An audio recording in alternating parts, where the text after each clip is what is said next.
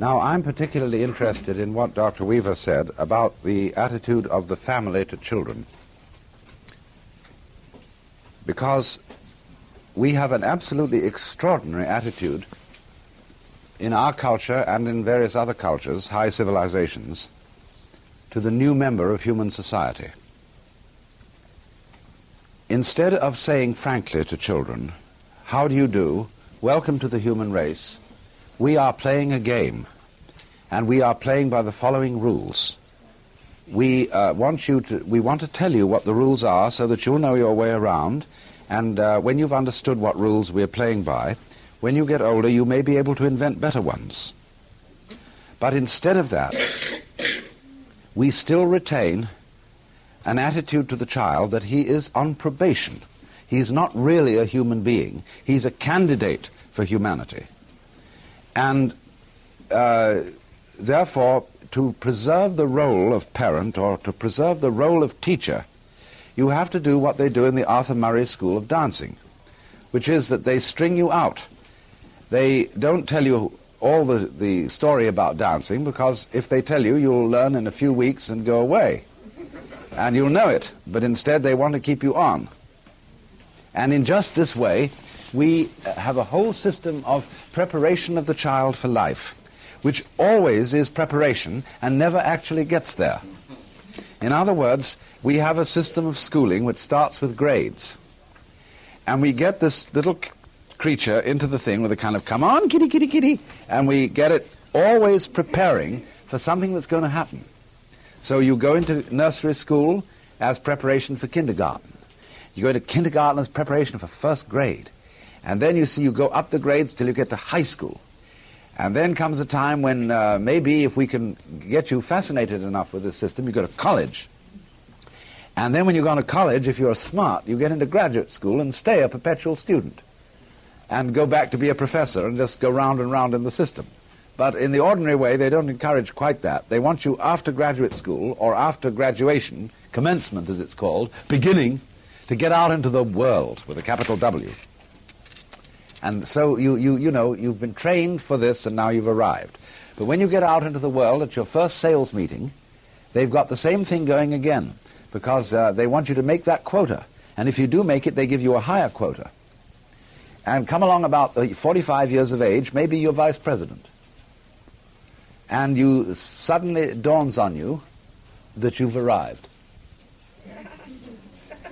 With a certain sense of having been cheated, because it is just the same as life feels the same as it always felt.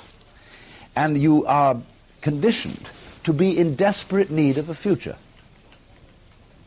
So the final goal that this culture prepares for us is called retirement, when you will be a senior citizen and you will have the wealth and the leisure to do what you've always wanted, but you will at the same time have impotence, a rotten prostate, and false teeth, and no energy.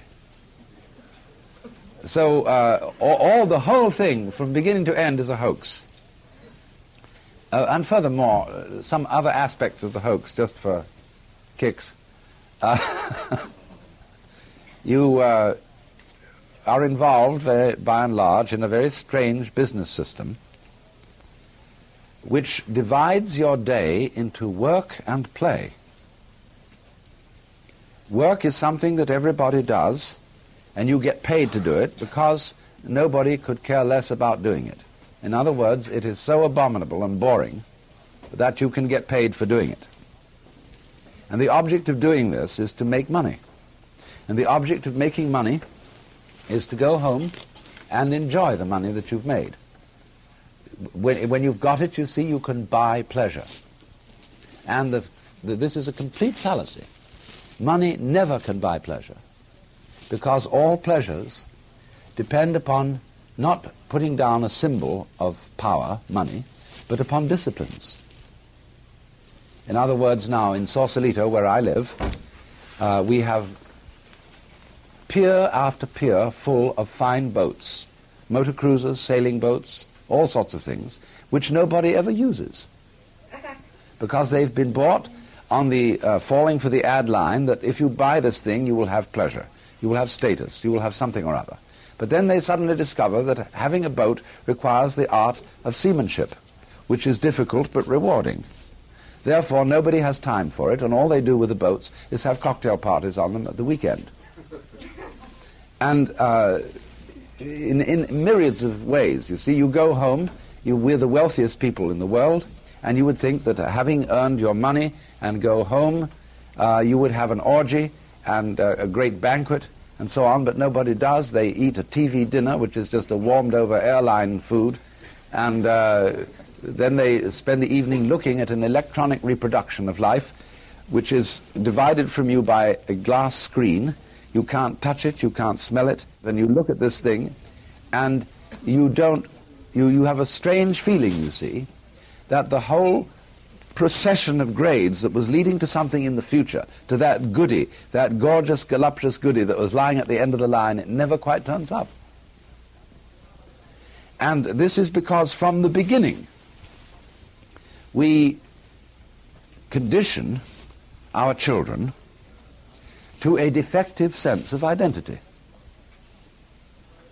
And this, I think, is the most important feature in the whole thing, that a child grows into our culture, and as I repeat, this is not only Western culture, it's equally true in Japan, an area of which I can speak with some first-hand knowledge. We condition the child in a way that sets the child a life problem which is insoluble, and therefore attended by constant frustration. And as a result of this problem being insoluble, it is perpetually postponed to the future, so that one is educated to live in the future, and one is not ever educated to live today. Now, I'm not saying that, the philosophy of carpe diem, let us drink today for tomorrow we die, and not make any plans. What I am saying is that making plans for the future is of use only to people who are capable of living completely in the present. Because when you make plans for the future and they mature, if you can't live in the present, you are not able to enjoy the future for which you have planned. Because you will have in you a kind of syndrome whereby happiness consists in promises and not in direct and immediate realizations. So long as you feel that tomorrow it will come. You see, on a dollar bill, it always says promise to pay. It's a promissory note. And nobody ever can come across, because the promise is tomorrow, and as if we say in common speech, tomorrow never comes. But everything is based on the idea, you see, that you will get it tomorrow, and you can enjoy yourself today so long as tomorrow looks bright. But Confucius once said, a man who understands the Tao in the morning can die contentedly in the evening. That is to say, if you have ever lived one complete moment, you can be ready to die. You can say, well, that was it. That was the good. That I've had it. You see? But if you never live that complete moment, death is always a guy who comes into a bar at 2 o'clock in the morning and says, time, gentlemen, please. And you say, oh, please, one more drink. Not yet. Because you haven't really have the feeling that you ever had it, that you ever got there. Now then, the main factor in this kind of conditioning seems to me to be, as I said, the way in which we give children a sense of identity. And in this respect, we do something extraordinarily odd. We define a person. Consider this for a moment, this word person. Harry Emerson Fosdick once wrote a book called How to Be a Real Person. And this, in translation, means how to be a genuine fake. Because the word person means a mask. The persona, the mask worn by actors in Greco-Roman drama, which was a megaphone-mouthed mask So that through which per sona the sound goes. And so at the beginning of a play script, you will see the dramatis personae, the persons of the drama, that is to say, the list of the masks that the actors are going to wear. But the word has so fallen from its original use that to be a person has come to mean your real identity, your true, sincere, honest self, the person. And we say of someone then, he's a real person. That means he's genuine. But we have confused, you see, the individual organism with the person, with, that is to say, its role. And we have defined the role of the person in such a way that it condemns everybody so defined to perpetual frustration. Now, how is this so? When you are a child, your parents, your peers, your teachers, your uncles and aunts are very anxious to define you. And what they are going to tell you is that you are a free agent. You are responsible. That is to say, you are an independent first cause. You are an origin of actions and thoughts and feelings. And we can praise you or blame you for what you do. And above all, we require of you that you love us. You love your parents, you love your brothers and sisters. As Fred said, a child is not allowed to say, to let that baby sister go back where it came from, because that is not nice. All nice children love their brothers and sisters and their parents. Not, of course, because we tell you to do so, but because you would want to do it yourself. You see now here what's going on. You are required and commanded to do certain things which will be appreciated only if you do them voluntarily. Now, you see, when your identity is defined by society, you cannot resist it.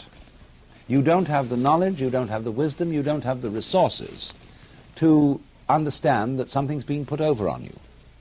You cannot but help believe the definition of you as a free agent. But you believe yourself to be a free agent as a result of not being free. That is to say, of being hopelessly unable to resist society's identification of you.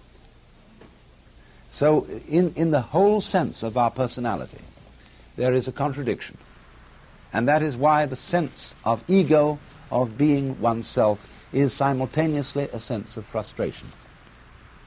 The feeling of I-ness, so far as most people are concerned, is a feeling of tension between the eyes and behind them.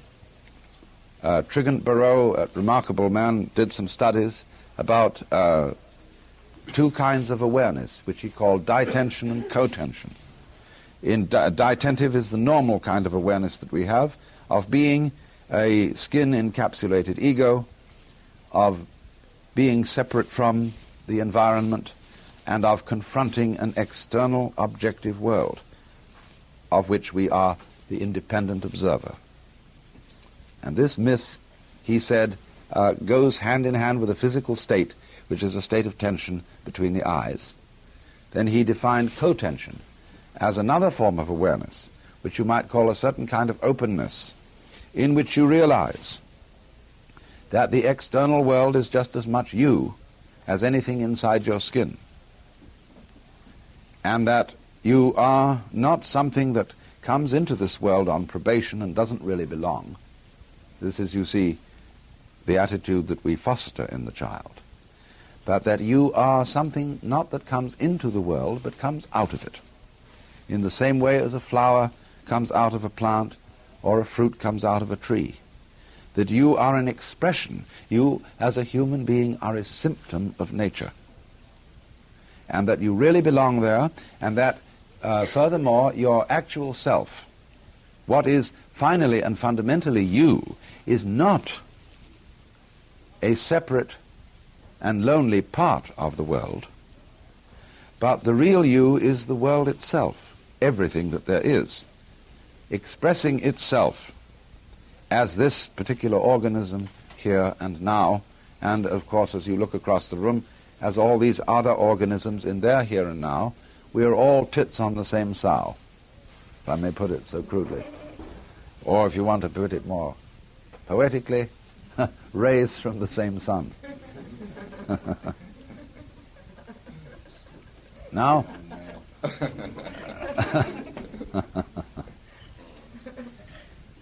now, children very often ask their parents, you see, as a result of having been given this funny sense of identity, "Mommy, who would I have been if my father had been someone else?" This is a very common child's question, because the child gets the message from the parents using the English language, the French language, the German language, or whatever, that I am somewhat in my body. You gave me my body, but who am I to whom this was given? You see? You can say to a girl in our culture, "Darling, you're absolutely gorgeous. You're so beautiful." And she says, "How like a man. All you think about is bodies. I may be beautiful, but that's my parents gave me my body. But I want to be admired for myself and not for my chassis." And this poor girl is a chauffeur. She's alienated from her body. And she doesn't take any credit, doesn't assume any responsibility for being what she is physically, and this is, of course, as much true of men as of women. It is a common cultural attitude. We say, "I have a body." We don't say, "I am a body." We feel a very sharp distinction, in other words, between our consciousness, which is a kind of focused attention, together with all those actions that we are able to perform voluntarily, on the one hand, and on the other hand, everything both within us and outside us that seems merely to happen to us. Consider for a moment breathing. Do you breathe or are you breathed? You can feel it either way. If you become conscious of breathing, you get the sense that you are doing it in the same way as thinking or walking. But if you forget about it, it goes on, and you don't have to do it at all. That is why breathing exercises are fundamental in all meditation practices in the Orient, because you can understand through breathing and through the experience of breathing that there really is no differentiation between the involuntary experience and the voluntary experience. But when you set up game rules whereby you identify all that you do voluntarily with you and all that happens involuntarily with the other, with what happens to you, and then you put a gulf between these things, not realizing, and this is the secret that is never given away, that self and other are inseparable. Just in the same way that the front and the back of a coin are different but identical. There's all one coin. So in exactly the same way, the experience of self and the experience of other are mutually necessary. You wouldn't know what you meant by self unless you knew other. You wouldn't know other unless you knew what you meant by self. They are therefore polarities, like north and south pole of a magnet. They're inseparable. But that secret doesn't get out because civilized language and thought ignores the fact that all classes, all logical classes, and words are after all labels on classes, are so constructed that they are intellectual boxes, and every box which has an inside also must have an outside. And we think that insides exist apart from outsides, and outsides apart from insides. We don't realize that although they are opposed, they go together. And you see, that is the secret of the whole thing. That is what the child is not let onto. And so instead, the child is defined as a stranger in the earth, and not as a symptom of the earth. And as a result of that, we have the vast, terrifying social problem of alienation, of feeling that the world outside human skins is unfeeling, fully automatic stupidity, which we have to fight and dominate. Otherwise, it will swallow us up and condemn us to the imaginary terrors of everlasting nothingness. Now, I feel in a way that when we say, I wasn't responsible for being born. You know, one of the great problems of psychotherapy today is passing the buck. By a kind of superficial Freudian attitude, you, as a juvenile delinquent, are not responsible for what you do because it was your parents who fouled you up. And so they write articles in the press that instead of prosecuting the children, we ought to prosecute the parents. So they haul the parents in, but the parents say, I know we're mixed up, but that was the fault of our parents. And it all goes back to a guy called Adam, and he blamed it on Eve, and she blamed it on the serpent. And God said about the serpent, I'm not responsible for the serpent. He did it on his own, you see, because the serpent is the left hand of God. And what we call God, Jehovah, Jesus Christ, etc., that's the right hand. For Jesus Christ sits on the right hand of the Father. Nobody ever says who sits on the left. Because let not your left hand know what your right hand doeth. See? My temper got the better of me. I didn't really mean it. My lusts got the better of me. I'm really not responsible for them. They were given to me. You see? Now, all this idea that you see, we're laboring under a definition of the self, which is extremely limited, so that we, for example, acknowledge thinking and walking and doing things with our hands and speaking, but we don't acknowledge that we are growing our hair and beating our hearts. That is defined as happening to us. Birth is defined as something that happened to us. And we feel that was my father's responsibility. He had a dirty gleam in his eye and went after my mother and so on, and he did it.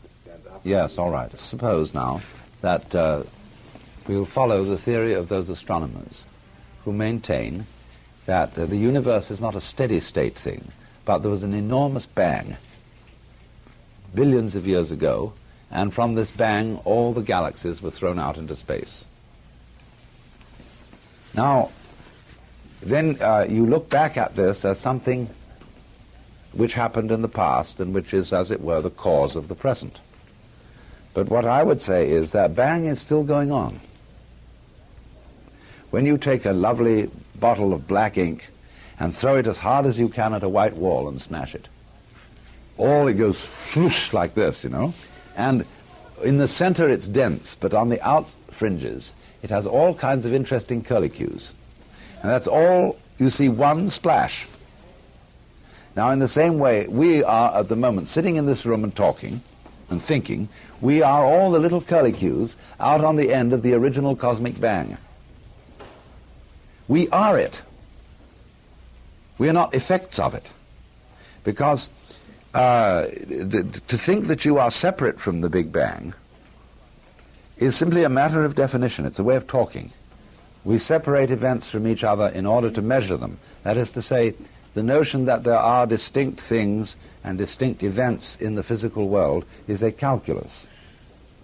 It is like pretending that a curve is a series of points. And so, in the same way, supposing you have a wiggle. Now, you've got a wiggly line, you see, and the whole world is wiggly lines. Clouds, mountains, people, rivers, everything is wiggly lines. Now, how much of a wiggly line is a wiggle? You see, what is one wiggle? And you can see that this is a very arbitrary matter. So we see the more obvious wiggles in the world, and we define them as people. Each of you is a wiggle, and this wiggle is you. I'd like to Yeah. ask you about one wiggle. What about the wiggle of the child fighting to get out of the uterus through the birth canal and be born? Yeah. How do you view that in the general? Well, that's simply a repetition of the original explosion. Is he a participant right then and there? Of course. Or of course. do you view this? This is a natural expression of the entire Earth process? Yes, exactly. This is a repetition of the original explosion. Go, man. You see? And so then responsibility would start with. It starts with at birth, really. It starts before birth. Already acting. Because the definition of yourself as beginning only, when shall we put it? Where did you begin? When at parturition, at conception, or when you were an evil gleam in your father's eye? When did you begin? Let's go back. You began on the first dawn of creation, whenever that was. That because you did it. See, everybody's pretending they didn't. And you can kind of play a game. This is what gurus do, you see, Zen masters and so on. They give you a funny look. And you say, well, I have a problem. Please, teacher, I'm this little me, and I'm caught in this thing called life. I got mixed up with all these tubes and nerves, and it's uncomfortable, and I don't know what to do about it because it's all going to fall apart. And so the teacher says, whether it's Sri Ramana Maharshi or whether it's a Zen teacher, who is mixed up in this thing? Who are you? Who asked this question? Show me. Find yourself. You say, well, I'm just me. And he says, oh, come on. You? Don't make me laugh. See, so eventually the person feels very bugged because the teacher is calling his bluff. And you are not the Lord God in the Jehovah sense of Christianity, who is the cosmic technocrat, who knows all the answers to everything. But you are the Lord God in the Hindu sense, who is different, because the Hindu God doesn't know how he does everything, in the sense that he doesn't translate it into words. He can't explain it, because there's no point in explaining it. You open and close your hand without knowing how you do it, and yet you surely do it. But you can't put it into words how it happens, unless you're a physiologist. And then even so, it doesn't help you much to open and close your hand better than anybody else. See? So you do know how to do it, but you can't explain it. Because words are a very clumsy way of talking about something which from the standpoint of words and the standpoint of logic is a very, very complicated process. So if you ask Shiva how he dances the cosmos, he would say, I just do it. Like you say, well, I just open and close my hand. So the guru says to you, listen, Shiva, don't kid me, that you're not Shiva. But you're just this thing called Mary Smith or John Doe, etc. Ha ha. And everybody says, uh-oh, you can't admit that, because, you see, if I did admit that, I would have to be considered responsible, and I would be considered crazy, and I would feel that I really was one with this whole scheme of things. And that's, you see, the secret that we don't let the children know. In all, well, not in all, but in many cultures, initiation into manhood consists precisely in finding that out. They finally get around to saying to you, after all, we've been pretending all this time that you were just this little boy or little girl, but now we're going to let you in on the real story. But not in this culture. That's the problem. In this culture, we do have an initiation into adult life called psychoanalysis. And everybody is ruined by education. And then it can't be helped because they have to know all the conventions. And just like to preserve beef, you make it salt. Then when you're going to cook it, you have to soak the salt out of it. So in the same way, to make a child tolerable companion, you have to be salted with education. Then when that mixes up all your natural instincts, you have to be psychoanalyzed in order to be straightened out and cured of your education, cured of your upbringing. But the difficulty is, you see, that the assumptions of psychoanalysis and of a good deal of psychotherapy in various types and schools do not include the insight that you are basically the works. They have, in other words, that's simply because, historically speaking, psychotherapy originated in the 19th century and therefore still carries on the 19th century assumptions about the nature of the universe. And all those 19th century assumptions about the universe were a put-down. They included the myth, you see, that the universe is actually blind energy. It is essentially stupid. And man's intelligence and man's values and man's consciousness are a fluke in the world. And so this myth is that the world, the man, in other words, is not a symptom of the world, like an apple tree is a symptom. An apple is a symptom of an apple tree. But man is a fluke, a kind of a joke, a chance. And that to be realistic and hard-headed and factual, in other words, a strong man, you must realize that you are caught in this trap and face the facts. So then, this, for the West at any rate, this 19th century philosophy of man's place in the world and his identity